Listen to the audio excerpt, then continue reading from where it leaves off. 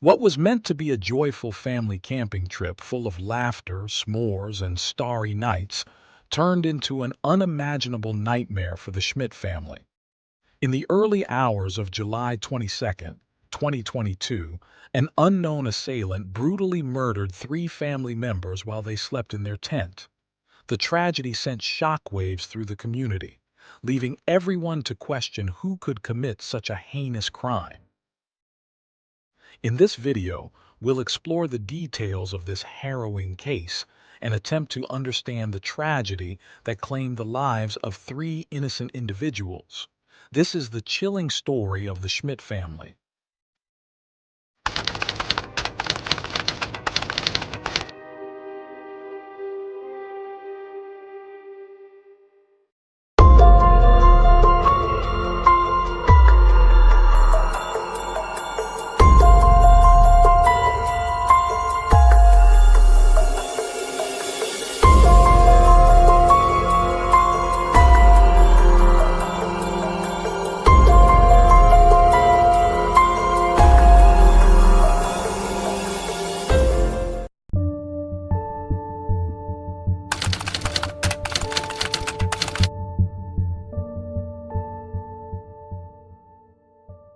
Tyler Schmidt was born on November 13th, 1979, in Iowa, USA. He grew up in Cedar Falls, a city known for being home to the University of Northern Iowa. From a young age, Tyler joined the Boy Scouts, where he achieved the esteemed rank of Eagle Scout. This experience ignited his lifelong love for nature and camping. Tyler especially enjoyed the camps organized by the Lutheran Church, which encouraged family gatherings. While he learned to play the trumpet in his free time, his true passion lay in adventure and sports. He participated in cross-country running and was a member of the swim team at Northern Iowa High School in Cedar Falls. Additionally, he enjoyed canoeing, hiking, and snowshoeing. His interest in computing led him to Missouri, where he studied computer science at Truman State University. There, he not only earned his degree but also met Sarah, who would later become his wife. Sarah was born on March 27, 1980, in Kansas City. She spent part of her childhood near St. Louis with her siblings Karen, Jane, and Adam. Sarah shared Tyler's love for outdoor activities, especially bird watching and studying insects. Like Tyler, she was a Girl Scout and received the highest recognition, the Gold Award. She inherited her adventurous spirit from her mother, with whom she went backpacking in Central America. It was no surprise that Tyler knew she was his soulmate upon meeting her. As a student, Sarah excelled not only academically, but also in leading student projects aimed at improving school life.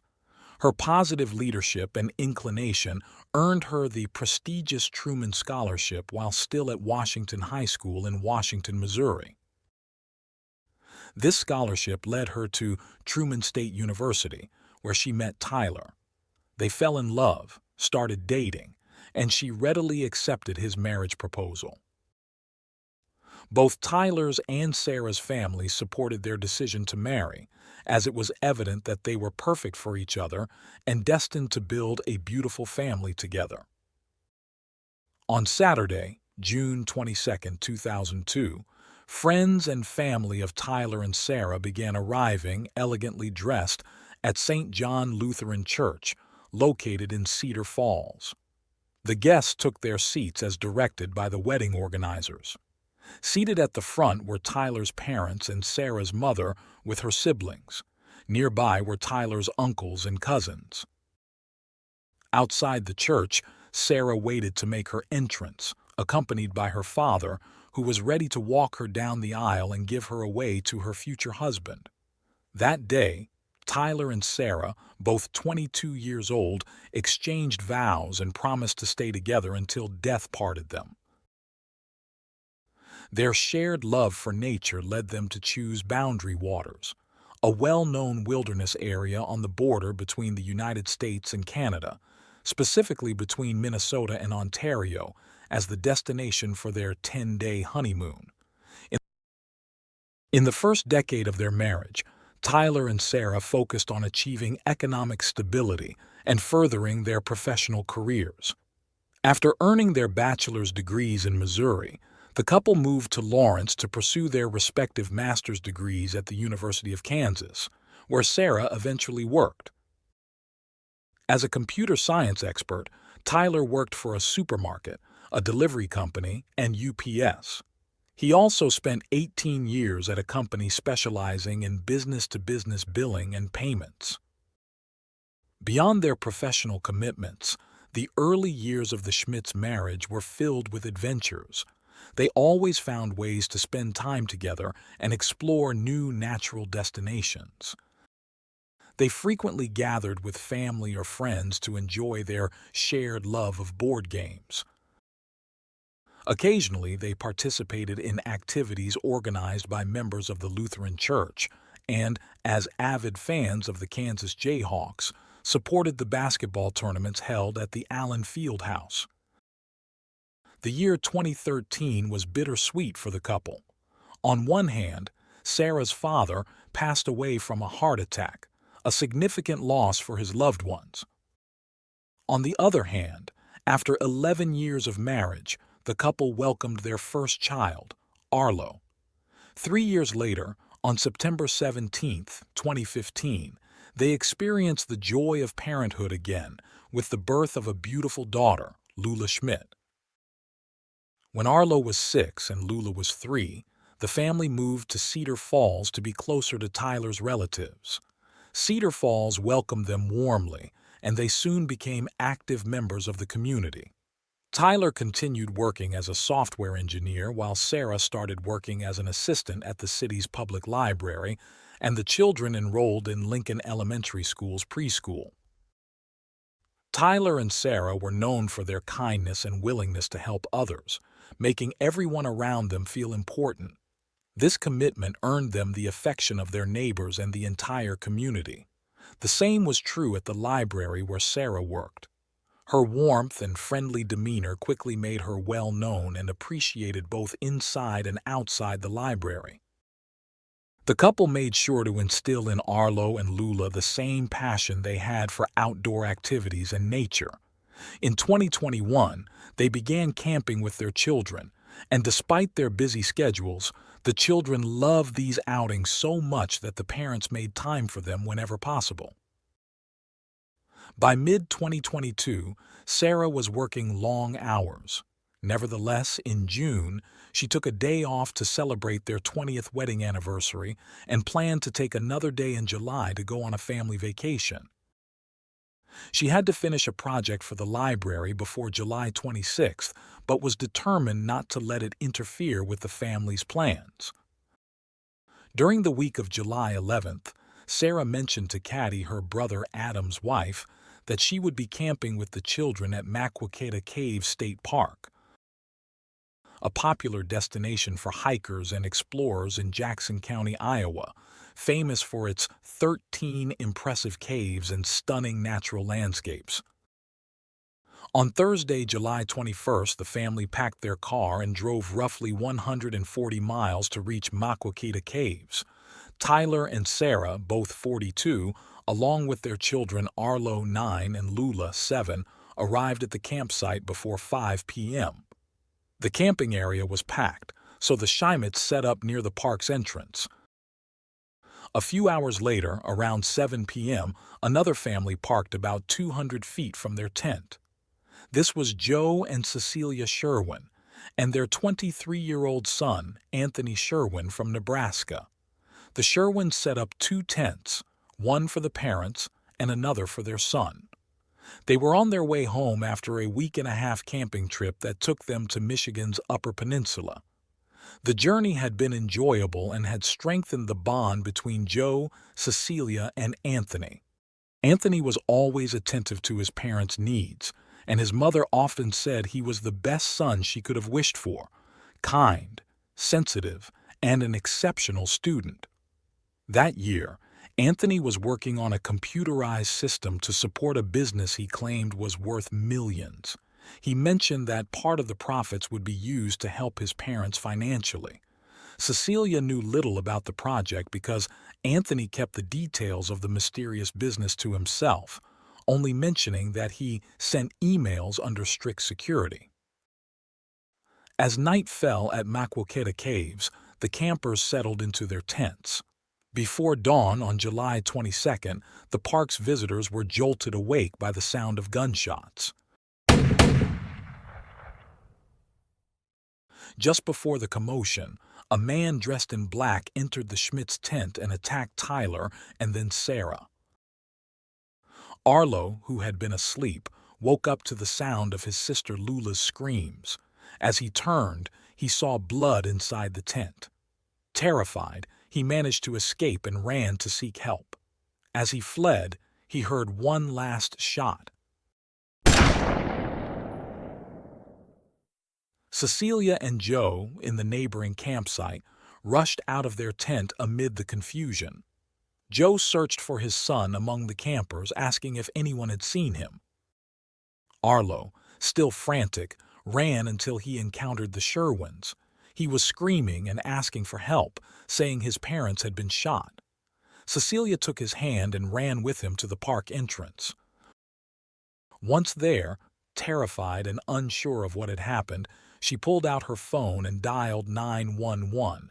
She was worried because her son was sleeping near the tent where the shots had come from and feared he might be among the victims. The Jackson County 911 operator understood when Cecilia reported hearing gunshots, but she struggled to pronounce the park's name, making it hard to convey the location. She also explained she was with a boy claiming his parents had been shot. The call between Cecilia and 911 lasted 23 minutes. While she answered questions, the operator relayed the attack to the police and park rangers. Although the call was briefly disconnected, Cecilia persisted and called back, only to be put on hold while the dispatcher contacted emergency responders. Despite the tension and nervousness in the park, adrenaline helped Cecilia stay calm. After providing details about their exact location, she handed the phone to Arlo. The boy explained to the dispatcher that he was in a tent with his mom, sister, and dad, and when he woke up, he saw someone dressed in black holding a gun. The 911 operator asked the child where his father was, and after a pause, he responded that he thought his father was hurt. Around 6:30 a.m., police officers and paramedics arrived at the scene and headed to the Schmidt's tent. What they found was horrifying. All the occupants of the tent were dead. The beautiful campsite had turned into a crime scene. Law enforcement immediately began searching for the shooter, knowing he could be anywhere. The tactical team quickly evacuated MASSACRE Caves, State Park, and Camp Shalom, a Christian summer camp located about 1.5 miles from the site of the attack. As officials evacuated the visitors, they gathered them outside the park. Once everyone was accounted for, it was confirmed that only one person was missing: Anthony Sherwin. He was not only missing but also armed. At 11 a.m., police officers conducting an aerial search spotted a man's body. When they reached him, they found he was deceased. It was Anthony. Although investigations were necessary, the police identified him as the suspect in the homicides. They believed he had committed the deadly attack on the Schmidts and then taken his own life. The incident led authorities to close the park, a measure that remained in effect until July 28th. The Iowa Department of Natural Resources expressed its condolences for the incident. Their spokesperson issued a statement saying she and the entire team were devastated by the event, which had shaken the tradition of enjoying the state's natural wonders, but the legacy would continue for the millions of families who recreate in Iowa's parks. When citizens of Cedar Falls heard the news, they were shocked. The atmosphere changed suddenly, as if a gray veil had covered the sky. The reactions of family, friends, acquaintances, and even those who didn't know the victims were filled with pain. Cedar Falls was in mourning. In one of the windows of the Cedar Falls Public Library where Sarah worked, a sign was placed with a message saying that Tyler, Sarah, and Lula had left too soon but would always be in their hearts. The company where Tyler worked as a software engineer issued a statement describing him as a consummate professional and a mentor to his colleagues who were devastated when they heard about the tragedy. They knew of the love Tyler had for his children and his dedication to sharing his knowledge with little Arlo. The mayor of Cedar Falls also expressed his devastation over the loss of 3 beloved community members on his Facebook wall. He knew Sarah well as they had worked together on a tech project. The mayor also urged the residents of Cedar Falls to be generous towards Arlo, the sole survivor of the family, who was safe, and he shared a GoFundMe link for those wishing to donate. Within a few days, the initiative had raised over $276,000. In response to the tragedy, the local authority ordered the closure of the library for the rest of the day out of respect for Sarah's co-workers. The tragedy also elicited reactions from other political leaders. Iowa governor expressed her horror at the attack and sorrow for the unimaginable tragedy. And a U.S. House representative from Iowa tweeted that it was a senseless and horrific crime. Sarah's family was heartbroken. Her sister said she felt her life had been shattered, unable to believe that Sarah would no longer be just a phone call away and that she wouldn't see her niece grow up. Sarah's family traveled from North Dakota, Texas, and Michigan to join the rest of the family for the private funeral service held at Greenwood Cemetery. On August 2nd, a gathering was held to celebrate the lives of Tyler, Sarah, and Lula at the picnic area of Overman Park. More than 200 people attended. Several attendees, including Tyler's aunt and the mayor, spoke at the podium set up for the occasion, sharing their feelings and memories of the deceased. The mayor concluded the speeches by confessing that he had once envisioned Sarah, with her heart dedicated to the community, representing Cedar Falls politically in the future. While the loved ones of the Schmidts dealt with their grief and tried to provide comfort and attention to Arlo, authorities continued their investigation into the horrific crime. According to information released by the Iowa Department of Public Safety, based on autopsy findings, Tyler had a gunshot wound and multiple sharp force injuries. His wife Sarah had only sharp force injuries, while their young daughter had been both shot and strangled. In early August 2022, authorities released official information on the case, naming Anthony Sherwin as the person responsible for the Schmidt family's murder. According to the police, the 23-year-old, who had no prior criminal record, was the sole person involved in the incident before taking his own life. The investigation did not reveal any motive for the attack. The assistant director of the Division of Criminal Investigation stated that no connection was established between Anthony and the Schmidt family prior to that fateful day or during their time as neighboring campers. The police department in Nebraska assisted with the investigation. When officers searched the Sherwin family apartment in Nebraska, they found no suicide note or any indication that could explain why Anthony targeted the Schmidt family and himself. His Facebook page was also void of any clues, as it was completely blank. Regarding the weapons used by the attacker, the assistant director of the Iowa Division of Criminal Investigation mentioned only one: a hand-assembled firearm which was recovered near Anthony's body. These types of weapons, also known as ghost guns, are built by individuals, often using parts purchased online without any restrictions.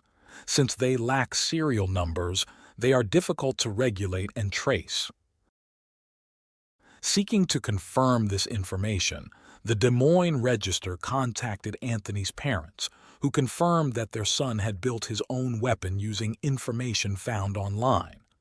They explained that he did it as a challenge rather than out of a specific desire to own a gun.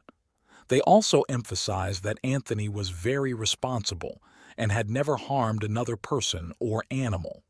Cecilia asserted that their family had never owned guns and that they had decided to acquire them due to the rising crime rates in Nebraska.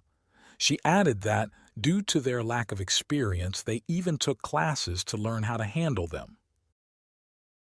The parents explained that they brought the homemade gun on the trip for protection against crime and possibly bear attacks, as they had experienced one night while camping.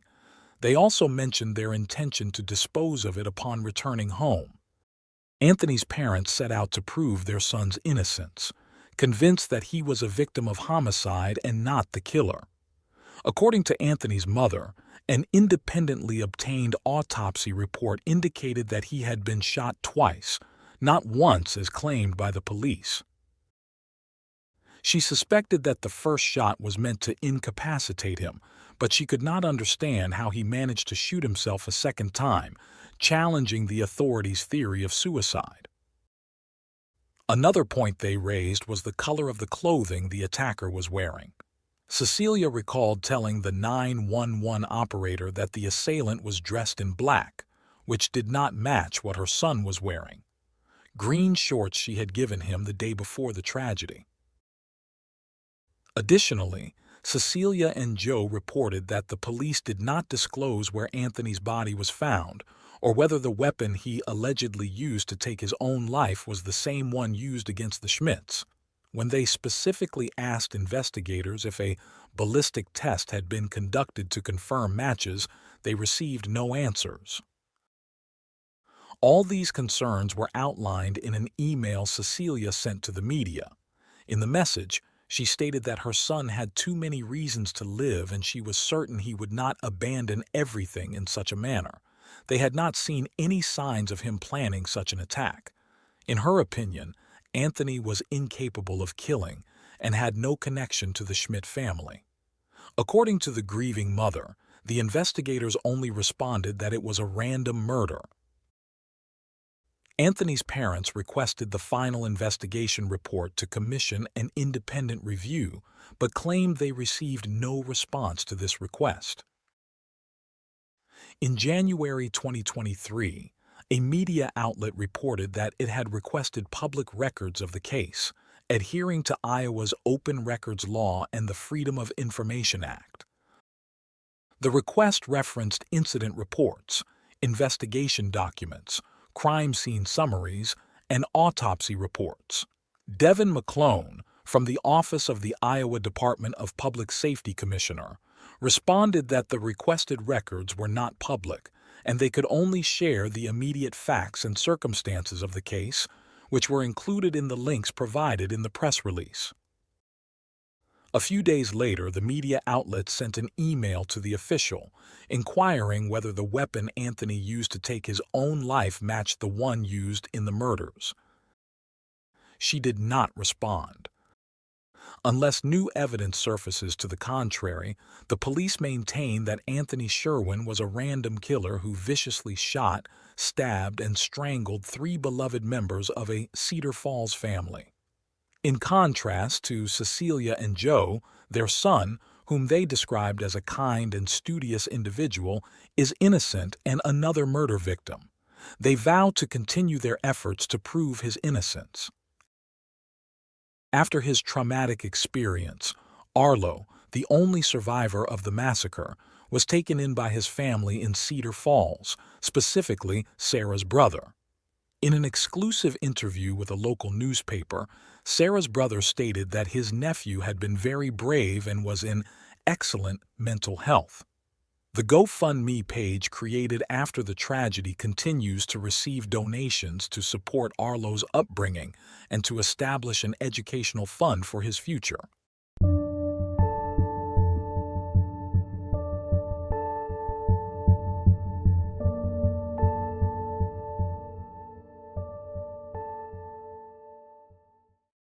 Thanks for tuning in to Unreal True Crime. If you're intrigued by mysteries from around the world, check out our new channel, Latin Crimes, where we dive into the gripping true crime stories of Latin America. Don't miss out. Subscribe now for more thrilling investigations.